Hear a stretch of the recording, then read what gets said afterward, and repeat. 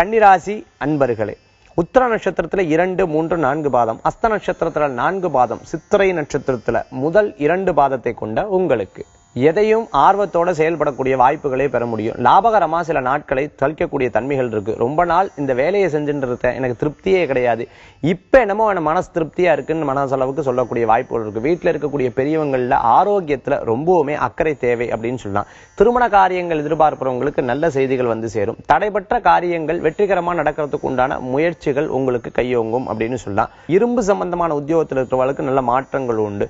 ரொம்ப நாள் வசூல் ஆகாத சில பணவரவுகள் இன்று வசூலாக உண்டான வாய்ப்புகளை பெற முடியும். ரொம்ப நாள் சந்திக்காத சில நண்பர்களை இன்று சந்திக்கக்கூடிய தன்மைகளை ஏற்படுத்தி கொடுக்கும்.